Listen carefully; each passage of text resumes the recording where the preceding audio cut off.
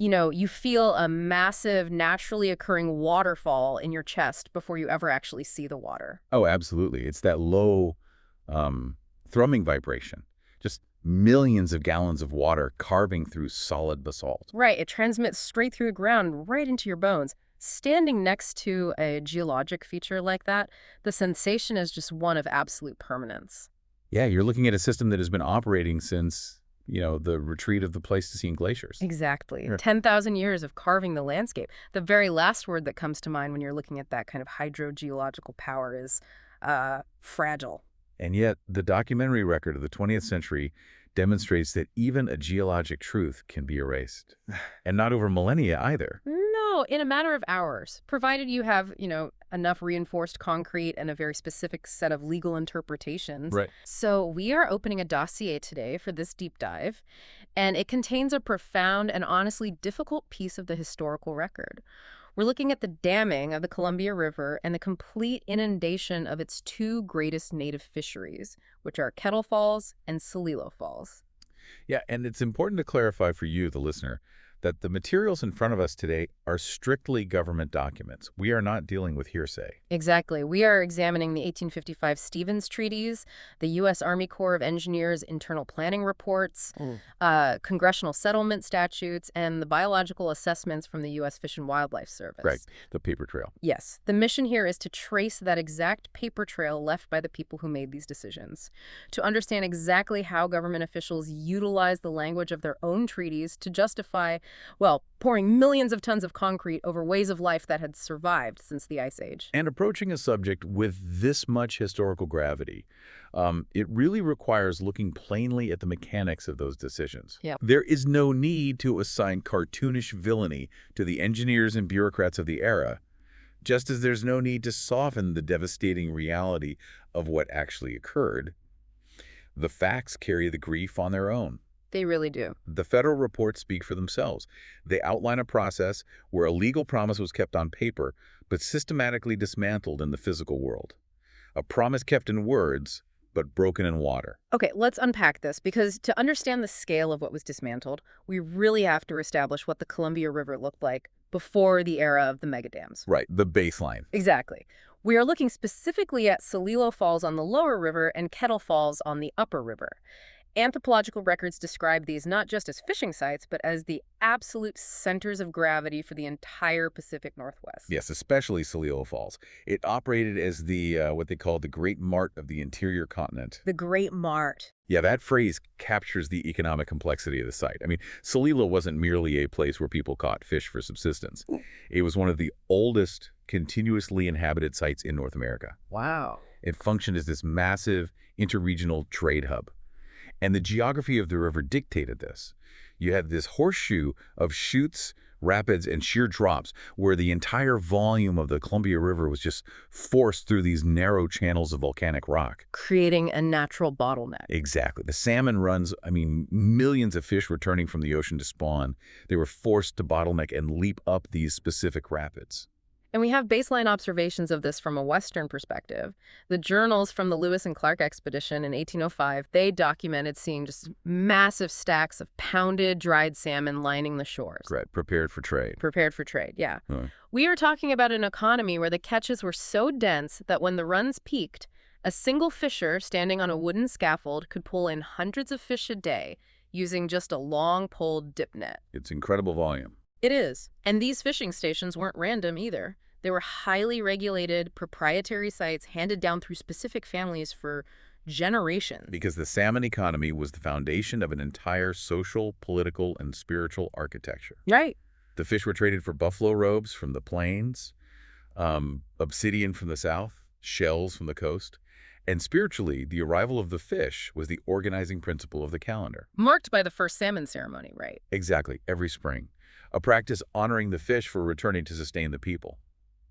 This was the established reality on the ground when the United States government arrived to formally negotiate jurisdiction. And that brings us to 1855 and Isaac the Stevens. Yes. He was the first governor and superintendent of Indian Affairs for the newly formed Washington Territory.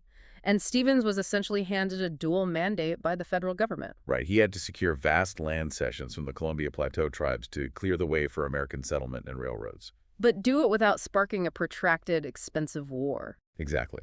So he gathered the tribes, including the Yakima, the Confederated Tribes of the Umatilla Reservation, the Confederated Tribes of Warm Springs, and the Nez Perce. And he initiated this rapid, high-pressure negotiation process. And Stevens was a former military engineer, right? He was an incredibly ambitious administrator. Very much so.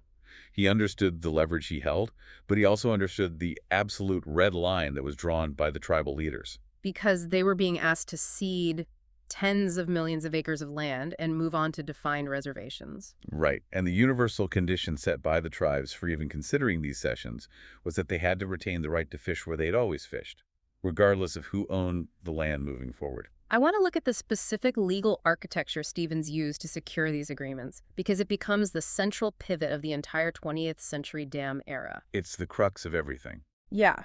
Let's read the exact language from Article 3 of the Yakima Treaty. This was signed on June 9th, 1855, and it's mirrored in the Umatilla, Warm Springs, and Nez Perce treaties, too. It states that the tribes secured, quote, the right of taking fish at all usual and accustomed places in common with the citizens of the territory. That single sentence is massive. The legal mechanics of it, specifically the phrases usual and accustomed places and in common with, they are foundational to federal Indian law today. Oh, so? Well, when we analyze this from a property law perspective, a critical distinction emerges. The United States was not granting or gifting the tribes the right to fish. Okay. In the eyes of the law, the tribes already held the aboriginal title to the land and everything on it. By signing the treaty, they were granting land to the United States, but explicitly reserving the right to fish out of that grant. So to offer an analogy for you listening, it operates similarly to, say you sell a sprawling family estate, but you write a legally binding clause that you keep the right to pick apples in the orchard forever. That's a perfect way to look at it. Right, so the sale of the surrounding land does not extinguish your reserved right. But imagine, years later, the new owner floods the entire valley and says, hey, you still have the right to pick apples, there just aren't any trees anymore. Right, that's exactly what happened. So did the U.S. government fundamentally misunderstand the treaty, or did they just ignore it? They didn't ignore it. They engineered their way around it. And that pattern of engineering around the law, it first materialized upstream at a place called Kettle Falls. Here's where it gets really interesting. Because Kettle Falls was the second greatest fishery on the Columbia, located far upstream from Celilo. And in the 1930s, as part of the New Deal's massive public works initiatives, the Bureau of Reclamation begins constructing Grand Coulee Dam. Right, which wasn't just a dam. It was engineered to be the largest concrete structure in the world at the time. A monumental engine for irrigation and hydroelectric power. But when you look at the original engineering schematics for Grand Coulee, there is a glaring omission. They built a dam that was over 500 feet tall, and they included absolutely zero fish passage facilities. No ladders, no elevators, nothing. Yeah, and the biological and engineering assessments of the time, they actually explain that omission. A 1938 study concluded that to successfully navigate Grand Coulee, migrating salmon would have to overcome a vertical lift of more than 300 feet. Which is astronomical for a fish ladder. It is. When you calculate the hydrodynamics of a fish ladder required to achieve that kind of elevation, I mean, the sheer length of the ladder, the necessary resting pools, the velocity of the water flowing down, the engineers and biologists deemed it mechanically and biologically impossible. The pressure and exhaustion would just kill the fish before they even reach the top. Exactly. So instead of altering the design or, limiting the height of the dam to accommodate the ecology of the river, the federal planners made a conscious, documented decision to simply let the salmon runs above the dam die. The ecological math of that decision is staggering. By raising that concrete wall, Grand Coulee permanently severed roughly 1,100 miles of upstream spawning habitat. 1,100 miles. Yeah. The U.S. Army Corps of Engineers' own estimates suggest that over 1 million fish were lost annually above the dam. And at Kettle Falls alone, the historical average annual catch had been over 600,000 salmon. All of that was wiped off the ledger with a single infrastructure project. And the human cost of that biological erasure, it culminated in an event in June of 1940 that stands as one of the most, sobering moments in the region's history. Yeah. Because as the reservoir behind Grand Coulee Dam, which the government named Lake Roosevelt as it began to back up and slowly drown the upper river valleys, the Confederated Tribes of the Colville Reservation hosted a massive gathering at Kettle Falls. This was documented as the Ceremony of Tears. From June 14th to the 16th, an estimated 8,000 to 10,000 people converged on the falls. People from the Yakima, Spokane, Nez Perce, Coeur d'Alene, Flathead, and many other nations traveled there for a 3-day mourning period. It was an extended, deeply painful farewell to a fishery that had defined their existence. And the historical accounts of those 3 days present this fascinating and honestly disturbing contrast. How do you mean? Well, you have thousands of indigenous people engaged in genuine, profound grief, holding solemn ceremonies as the water inched higher. Yet because of the era, the event was heavily attended by non-native tourists and politicians. Oh, right. It took on these bizarre, incongruous elements of a public spectacle. There was even a carnival atmosphere on the periphery, dances, tourists watching. Wow. And the slow pace of the reservoir's rise meant the falls didn't just disappear overnight. It was a drawn-out strangulation. The rapids held on, diminished, for another year after the ceremony, finally slipping entirely beneath the surface of the lake in July of 1941. But beyond the physical loss of Kettle Falls, there is a severe legal disparity between what happened here on the upper river and what would later happen downstream at Celilo. This is a crucial point in the legal record. When the Bureau of Reclamation drowned Kettle Falls and wiped out the upper river salmon runs, the affected tribes, primarily the Colville and Spokane people, they were left with absolutely zero immediate mitigation and zero financial compensation. Right. If the fish are completely gone and they have no treaty, how did they survive the total collapse of their economy? Well, the reason they had no compensation lies entirely in the difference between an 1855 treaty and an executive order.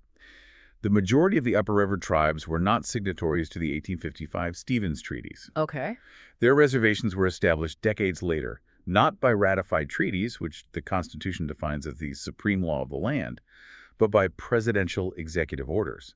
The Colville Reservation, for example, was created by executive order in 1872. And an executive order reservation meant they didn't have the explicit, federally ratified language of the usual and accustomed provision to leverage in court. Exactly. Because they sell outside the 1855 settlement framework, the federal government felt no legal fiduciary obligation to compensate them for the destruction of their fishery.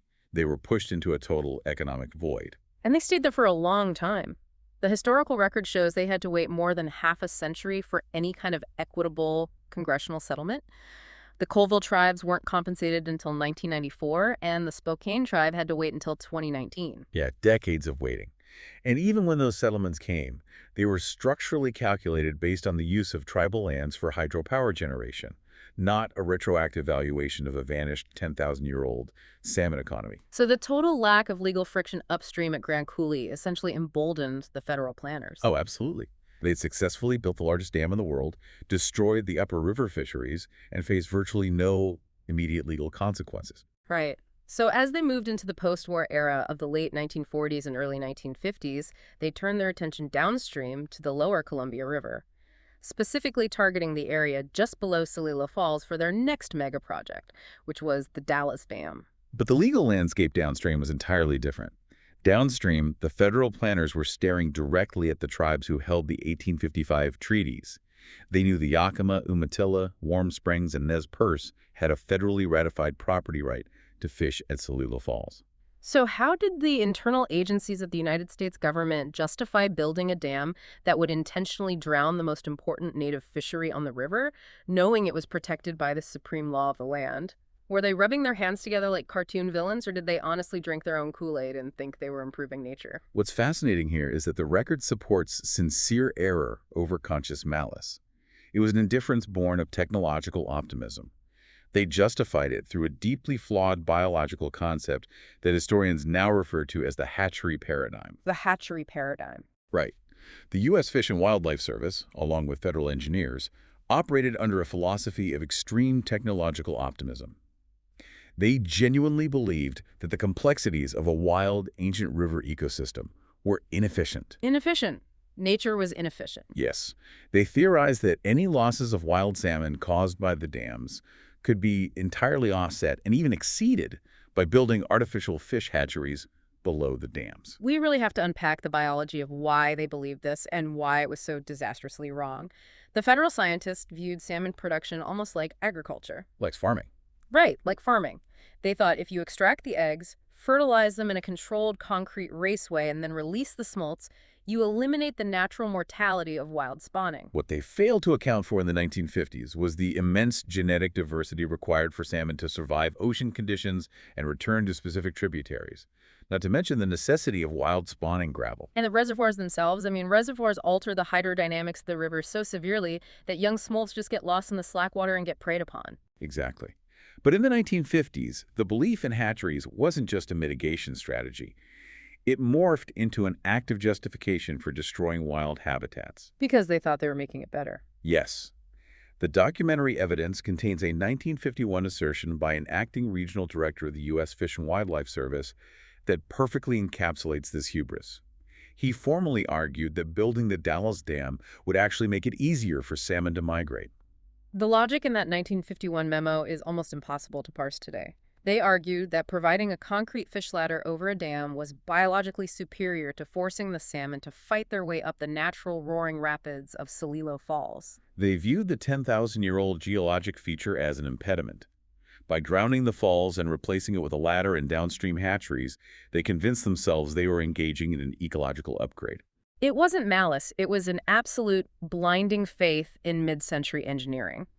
But that sincere belief in the hatchery paradigm allowed the U.S. Army Corps of Engineers to write one of the most clinical and devastating documents in this entire history, the 1952 Special Report on Indian Fishery Problem, the Dalles Dam. Yeah, that report is central to understanding their mindset. Let's look closely at the text of that 1952 Special Report, because it completely removes any plausible deniability a government might have claimed regarding the cultural impact. The Army Corps did not obscure what was about to happen. Not at all. The report explicitly states that the dam will inundate Celilo Falls, which they accurately describe in their own words as the most important and widely known fishing station used by the Indians on the Columbia River. They named the harm, quantified it, and fully acknowledged that a thriving indigenous economy was going to be submerged. Yet, after acknowledging the destruction, the report concludes that the construction of the Dalles Dam is justified. And the rationale provided in the text is that, quote, large numbers of businessmen and others interested in the full development of Northwest water resources believe that the economic progress promised by hydroelectricity and inland barge navigation warranted the project. Explicitly noting it should proceed, even though it would harm native populations? Exactly. But how did they circumvent the 1855 treaties? Yeah. The treaties secured the right to fish at those usual and accustomed places. If you build a dam and drown the place under 80 feet of water, completely destroying the physical location of the fishery, how is that not an abrogation of the treaty? This is where we see the most astonishing legal gymnastics of the era. The federal government concluded that building the Dalles Dam did not violate the treaties because the government wasn't officially repealing the text in the treaty. Oh. Right. The legal theory they operated under was that the treaties granted a right to access the site, not a guarantee that the physical site would remain unaltered. They argued, essentially, we are not extinguishing your paper right to fish. You still have the legal right to drop a net in this exact geographic coordinate. We are simply altering the physical landscape by placing 80 feet of slack water over it. Wow. They decided the treaty around the concrete. They separated the legal right from the physical reality. That is a profoundly bureaucratic way to dismantle a civilization. It is. The authorization for the Dalles Dam had been pushed through Congress in the River and Harbor Flood Control Act of 1950. And despite continuous, desperate testimony from tribal leaders, Celilo fishers, and non-native allies throughout the early 1950s, the momentum of the project was unyielding. The government had the legal loophole, they had the hatchery mitigation myth, and they had the mandate for hydropower. And the inevitability of the dam brought a profound heaviness to the final years of Celilo Falls. Which brings us to the stark contrast between Kettle Falls and Celilo. While Kettle Falls experienced a slow, drawn-out decline over a year, the timeline for the destruction of Celilo was sudden. It was calculated, and it was brutal. Yeah, the impending loss centered heavily on the village of Wyam, which was located at the falls, and its spiritual leader, Chief Tommy Thompson. The accounts of Chief Tommy Thompson during this period are incredibly powerful. He was reportedly over 100 years old in the mid-1950s. Think about the span of that life. He was born before the Stevens Treaties were even signed. Yeah, he lived his entire century of existence with the roar of Celilo Falls in his ears, acting as the salmon chief, directing the fishing and the ceremonies. And on April 20th, 1956, he presided over the final first salmon ceremony at Celilo Village. The records from that day note that as he spoke to the hundreds of people gathered, facing the reality that the falls would not exist by the next spring, he wept openly. It is the embodiment of a catastrophic cultural severance. A man whose life bridged the pre-treaty era and the atomic age, mourning the imminent drowning of a geologic anchor that had sustained his ancestors for 400 generations. And less than a year after that ceremony, the Army Corps of Engineers completed the dam, March 10th, 1957. If we look at the engineering logs from that morning, the final order was given at roughly 10 a.m. Right. The floodgates of the Dalles Dam were closed. The full force of the Columbia River hit the concrete face of the dam, and with nowhere to go, it began to rapidly back up into the gorge. So what does this all mean? I want you, listening, to imagine standing on the shore, watching a geologic feature that sustained your family for 400 generations just disappear before lunch. How does a culture process a loss that happens at that terrifying speed? It's unquantifiable. The sheer speed of the inundation is the most jarring detail in the historical record. Unlike the gradual rising of Lake Roosevelt at Kettle Falls, the reservoir behind the Dalles Dam filled in just 4.5 hours. 4.5 hours. Yeah. Between breakfast and mid-afternoon, a 10,000-year-old fishery, the towering basalt rocks, the wooden fishing scaffolds, and the ancient shoreline villages of Wyam and Skin were completely swallowed by the rising water. The roar of the falls, a sound that had defined the region since the Ice Age, was silenced and replaced by the flat, dead surface of a reservoir. And the visual of that day is striking. An estimated 10,000 people gathered along the rocky banks and the nearby highway to watch the falls disappear. For the tribal members, it was a day of profound mourning. But for the engineers, politicians, and boosters of industrial development, it was a triumph. The U.S. Fish and Wildlife Service, entirely confident in their hatchery mitigation plans, actually issued a report in 1958 that referred to the drowning of Celilo Falls simply as a memorable event. A memorable event. Yeah. That is the language of bureaucracy insulating itself from reality. You cannot adequately quantify the psychological trauma of standing on a shoreline and watching your ancestral center of gravity vanish in 4.5 hours. But because the lower river tribes held those 1855 treaties, the federal government was legally obligated to try and put a number on it. Right. They had to quantify the unquantifiable, which initiated a massive, highly complex legal and financial settlement process. The government entered into settlement negotiations with the 4 treaty tribes, the Yakima, Warm Springs, Umatilla, and Nez Perce. And the objective for the federal negotiators was to establish a financial valuation for the destruction of the fishing sites and secure agreements to prevent the tribes from suing to halt the operation of the dam. Exactly. Let's look at the financial math the government used. The total settlement payout authorized by Congress for the loss of Celilo Falls was $26,888,395. Let's break that down. Sure. It allocated roughly $15 million to the Yakima Nation, about $4.45 million to the Warm Springs tribes, $4.6 million to the Umatilla tribes, and $2.8 million to the Nez Perce. So how did the government arrive at that specific $26.8 million figure? They approached it as a strictly economic calculation based on commercial capitalization.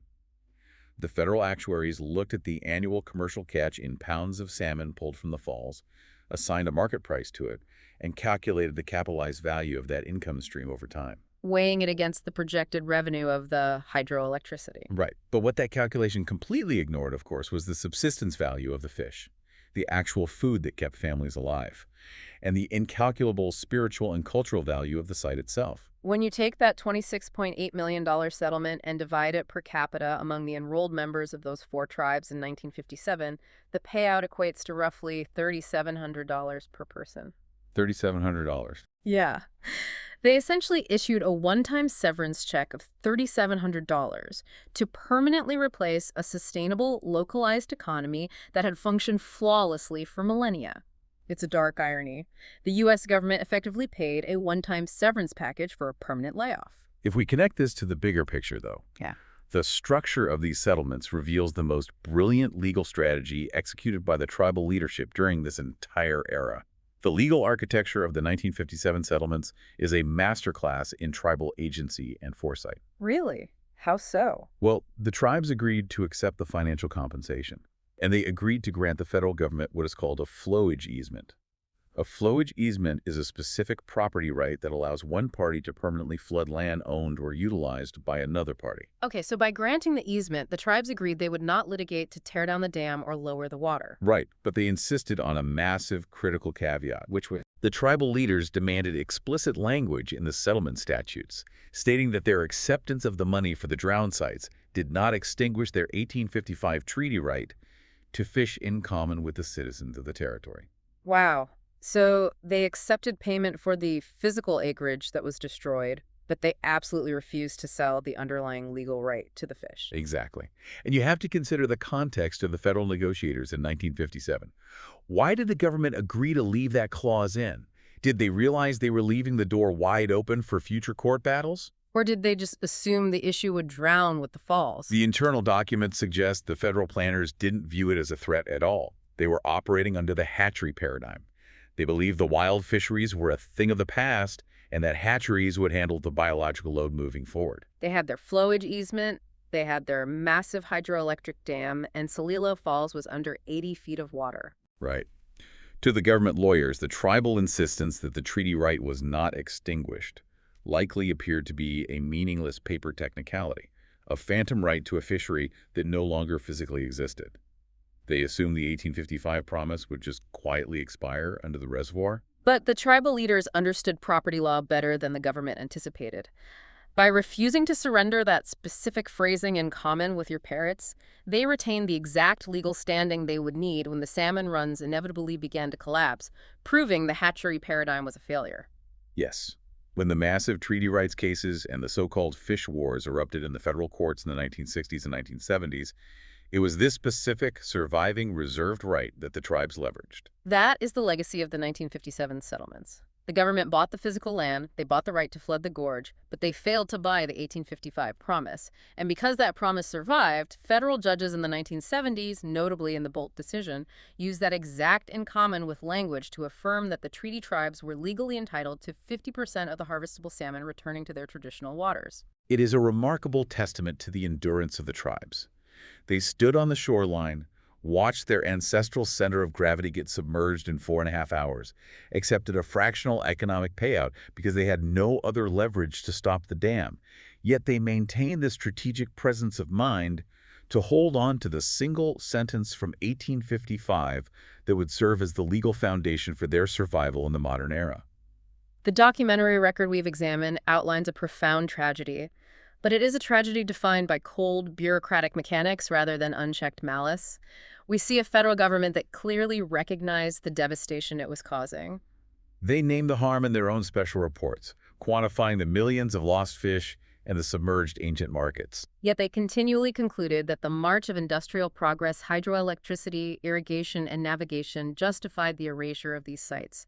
They utilized the myth of the hatchery paradigm to ease their scientific conscience, and they utilized flowage easements to decide the treaties around the concrete. Right. The scale of what was lost to the megadams of the mid-20th century permanently altered the continent. Upstream at Grand Coulee, a 300-foot wall with no ladders blocked 1,100 miles of habitat, ending a run of over 1 million salmon and silencing the roar of Kettle Falls while the Colville and Spokane people mourned for 3 days. Receiving nothing in return for decades because they lacked a ratified treaty. And downstream at the Dalles, driven by a deeply flawed biological belief that concrete and hatcheries could replace nature, the government flooded Celilo Falls in an afternoon, trading 10,000 years of history for a reservoir and a payout. The millions of tons of reinforced concrete poured into the Columbia River transformed the physical and economic landscape of the Pacific Northwest. It generated the power that built modern cities and fueled industries. Concrete is undeniably strong. But as you look back at the historical record, specifically at the tribal leaders negotiating in the shadow of those dams in 1957, it leaves us with a critical question regarding permanence. A question of what truly lasts. Yes. Over the long, slow arc of history, which has proven to be truly stronger. A 300-foot wall of federal infrastructure, or a single unbroken sentence written on a piece of parchment in 1855. Something to think about. It really is. Thank you for joining us in examining the historical record for this deep dive. Keep exploring the history beneath the surface of the world around you.